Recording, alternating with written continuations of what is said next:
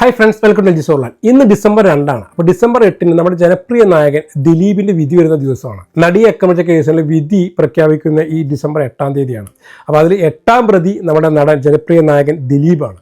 അപ്പോൾ ഇന്ന് എൻ്റെ കുറച്ച് അഭിപ്രായങ്ങൾ നിങ്ങളൊരു പങ്കുവെച്ച് പോകാമെന്ന് കരുതി കേട്ടോ. നിങ്ങൾക്ക് ഇതിനെക്കുറിച്ചുള്ള നിങ്ങളുടെ അഭിപ്രായങ്ങൾ താഴെ രേഖപ്പെടുന്നത്. നമ്മളൊക്കെ സിനിമ ഇഷ്ടപ്പെടുന്ന ആൾക്കാരാണ്, സിനിമ നടന്മാർ ഇഷ്ടപ്പെടുന്ന ആൾക്കാരാണ്. അപ്പോൾ നമ്മൾ ഇഷ്ടപ്പെടുന്ന ചില നടന്മാരുടെ ഭാഗത്ത് ഇത്തരം ചില കാര്യങ്ങളൊക്കെ സംഭവിക്കുമ്പോൾ തീർച്ചയായിട്ടും നമ്മളെ പോലെയുള്ള സിനിമ ആരാധകർ, സിനിമ ഇഷ്ടപ്പെടുന്ന ആൾക്കാർക്ക് അതൊരു ശ്രദ്ധേയമായിട്ടൊരു കാര്യം തന്നെയാണ്, നമുക്ക് വിഷമിപ്പിക്കുന്ന ഒരു കാര്യം തന്നെയാണ്. പക്ഷെ ഇവിടെ ദിലീപ് തെറ്റ് ചെയ്തിട്ടുണ്ടോ, തെറ്റ് ചെയ്തിട്ടില്ലേ എന്നുള്ളതിനെക്കുറിച്ച് നമുക്ക് വ്യക്തമായിട്ടുള്ള അതിനെക്കുറിച്ച് നമുക്ക് പറയാൻ ആളല്ല, കാരണം അതൊക്കെ കോടതിയുടെ പരിധിയിലുള്ള വിഷയങ്ങൾ തന്നെയാണ്. അപ്പം ഇന്ന് നമ്മൾ കുറച്ച് നിങ്ങളെ ഇതിനെക്കുറിച്ചുള്ള അഭിപ്രായങ്ങൾ പങ്കുവെക്കാമെന്ന് വെച്ചു. അപ്പോൾ എന്തായാലും നേരെ ഇതിലോട്ട് കിടക്കാം.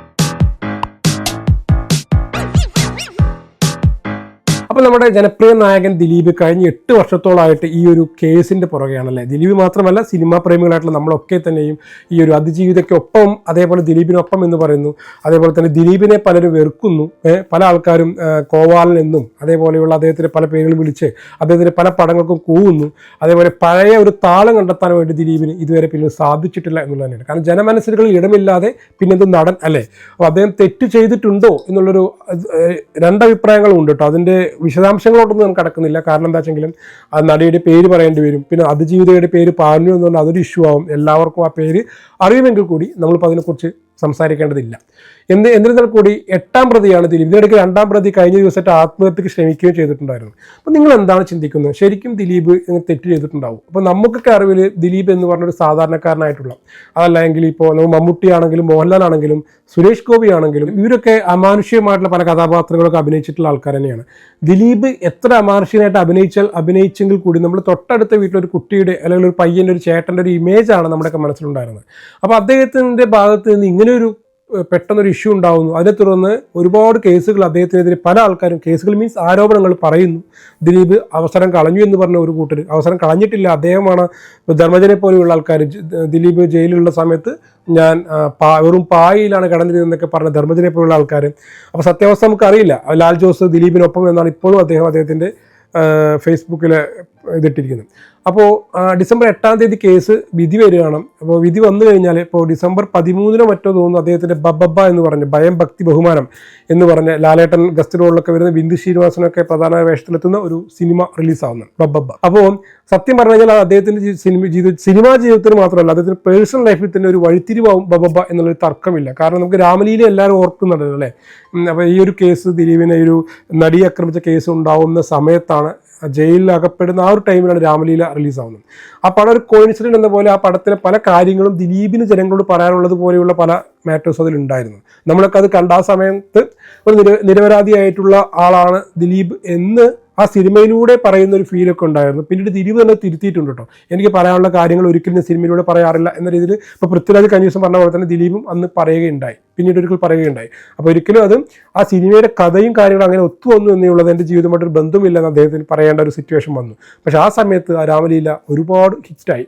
പ്രധാനപ്പെട്ട കാരണം ഈ ഒരു ഇതിൻ്റെ പശ്ചാത്തലം തന്നെ ആയിരിക്കാം. പക്ഷെ അതിനുശേഷം അദ്ദേഹത്തിന് തിരിച്ച് പഴയ പിച്ചിലോട്ട് വരാൻ വേണ്ടി സാധിച്ചിട്ടില്ല. ഒരുപാട് സിനിമകളാണ് ഫ്ലോപ്പ് ആയത്. അതിൽ പ്രധാനപ്പെട്ട പല കാര്യങ്ങളും പറഞ്ഞപ്പോൾ അദ്ദേഹത്തിൻ്റെ നടൻ വിനീത് കുമാർ ഡയറക്റ്റ് ചെയ്തിട്ടുള്ള സിനിമ, നമ്മുടെ വിനീത് ശ്രീനിവാസനല്ല, വിനീത് കുമാർ ഡയറക്റ്റ് ചെയ്ത ഒരു പടം അദ്ദേഹത്തിൻ്റെ നിലം തൊടാതെ ഫ്ലോപ്പ് ആയിട്ടുണ്ടായിരുന്നു. 2024 റിലീസായിട്ടുള്ള പവി കെയർ ടേക്കർ എന്നൊരു പടമായിരുന്നു അത്. അത് ആക്ച്വലി ഫഹദ് ഫാസിലിന് വേണ്ടി വിനീത് ചെയ്തൊരു സ്റ്റോറി ആയിരുന്നു. പിന്നീടാണ് ദിലീപിലോട്ട് എത്തി, ദിലീപ് തന്നെ പ്രൊഡ്യൂസ് ചെയ്യുകയും ചെയ്തു. അപ്പോൾ ആ പടം ഫ്ലോപ്പായി. അതിനുശേഷം വിനീത് കുമാർ ഒരു ഇൻ്റർവ്യൂ പറയുകയുണ്ടായി, അത് ആക്ച്വലി ഫഹദിന് എഴുതിയ കഥയാണ്, ഫഹദ് നിരസിച്ചതിനെ തുടർന്ന് ദിലീപിലോട്ട് എത്തുകയായിരുന്നു. അപ്പോൾ കഥയിൽ പല മാറ്റങ്ങളും ദിലീപ് കൊണ്ടുവന്നിട്ടുണ്ടായിരുന്നു. അതിൽ തമാശകളും കോമഡികളൊക്കെ ദിലീപിൻ്റെ ആയിരിക്കാം, ദിലീപിൻ്റേതായിട്ടുള്ള രീതിയിലുള്ള ടേസ്റ്റുള്ള സംഭവമായിരിക്കാം. പക്ഷെ നമുക്ക് പ്രതിസ്ഥാനത്ത് നിൽക്കുന്ന ഒരു നടൻ അല്ലെങ്കിൽ അതിനുള്ള ഇഷ്ടം പലർക്കും നഷ്ടപ്പെട്ട ശേഷം അദ്ദേഹം ചെയ്യുന്ന പല കോമഡികളും കോമാളിത്തരങ്ങളായിട്ട് ആൾക്കാരിലോട്ട് പോയി കാലം തെറ്റിയ തമാശയായിട്ടൊക്കെ ആൾക്കാർ ചിന്തിക്കുകയൊക്കെ ചെയ്തു എന്നുള്ളതാണ്. ഞാനും ആ സിനിമ കണ്ടിട്ടില്ല, പക്ഷേ ഞാനതിൽ ചില സീൻസുകളൊക്കെ കണ്ടിട്ടുണ്ടായിരുന്നു. അപ്പോഴും എനിക്കത് ദഹിച്ചില്ല എന്നുള്ളതാണ്. പ്രധാനപ്പെട്ട കാരണം എന്താ, പല സിനിമകളും CID മൂസ, പറക്കും തളിക തുടങ്ങിയ ഒരുപാട് സിനിമകൾ നമ്മൾ ദിലീപിനെ കണ്ട് ചിരിച്ചതാണ്. ആ സമയങ്ങളിലൊക്കെ പ്രധാനമായിട്ടും അതിലെ പല കോമഡികളും ദിലീപിൻ്റേതായിട്ടുള്ള കോൺട്രിബ്യൂഷൻസ് ഉണ്ടായിരുന്നു. ഡയറക്ടേഴ്സ് ലാൽ ജോസിനെ പോലെയുള്ള, അതേപോലെ തന്നെ ജോണി ആന്റണിയെ പോലെയുള്ള പല ഡയറക്ടേഴ്സും സമ്മതിച്ചിട്ടുണ്ട്. പക്ഷേ അതേസമയം ഇങ്ങോട്ട് വരുന്നപ്പോൾ പുതിയ തലമുറയ്ക്ക് അദ്ദേഹത്തിൻ്റെ പല കോൺട്രിബ്യൂഷൻ അത്തരം കോമഡികൾ ദഹിക്കുന്നില്ല. കാരണം എന്താണ്, ദിലീപ് ആ രീതിയിൽ അപ്ഡേറ്റ് ആയിട്ടില്ല എന്നുള്ള രീതിയിലുള്ള ഒരു ആക്ഷേപങ്ങളൊക്കെയാണ് വന്നിട്ടുണ്ടായിരുന്നത്. അപ്പോൾ ഇതിനൊക്കെ ഒരു അത് മാത്രമല്ല അദ്ദേഹത്തിന് നെഗറ്റിവിറ്റി ഓൾറെഡി ഉണ്ടല്ലോ.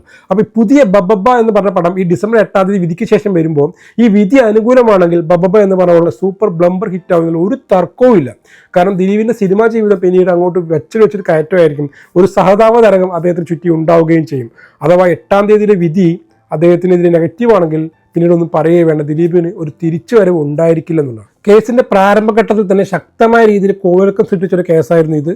കേരളത്തിലെ മാത്രമല്ല തമിഴ്നാട്ടിലും എല്ലായിടങ്ങളിലും സിനിമയെപ്പറ്റി അറിയുന്ന ആൾക്കാർക്കിടയിലൊക്കെ ചർച്ചയായിട്ടുള്ളൊരു വിഷയം തന്നെയായിരുന്നു ഇത്. കാരണം ഇതിൽ അതിജീവിത തമിഴും തെലുങ്ക് കന്നഡ സിനിമകളൊക്കെ അഭിനയിച്ചുകൊണ്ടിരിക്കുന്ന ഒരു നടി തന്നെയാണ്. പിന്നീട് അവർ മാരേജ് കഴിഞ്ഞു, അതും കന്നഡയിലെ ഒരു ആക്ടറായിരുന്നു. അപ്പോൾ ആക്ടർ പ്രൊഡ്യൂസർ എന്താ തോന്നുന്നു. മലയാള സിനിമയിൽ മോഹൻലാൽ, മമ്മൂട്ടി, സുരേഷ് ഗോപി, ജയറാം കഴിഞ്ഞാൽ 5ാമനായിട്ട് ദിലീപ് അവരോധിച്ച ആ ഒരു സമയം കൂടിയായിരുന്നു. അപ്പോൾ 5ാം സ്ഥാനത്ത് നിന്നും അദ്ദേഹം പെട്ടെന്ന് പൊടുന്നനെ ഈ ഒരു പ്രശ്നം കൊണ്ട് പടിയിറങ്ങേണ്ടി വരികയും ചെയ്തു.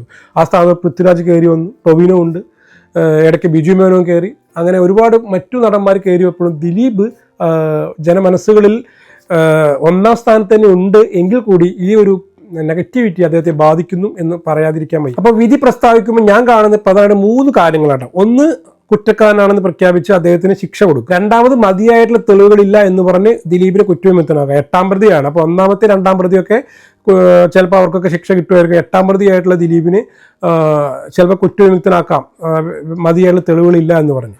3ാമത്, ചിലപ്പോൾ കൂടുതൽ വാദം വേണം, കൂടുതൽ വാദം കേൾക്കാൻ വേണ്ടി നീട്ടിവെക്കാനും സാധ്യത കാണുന്നുണ്ട്.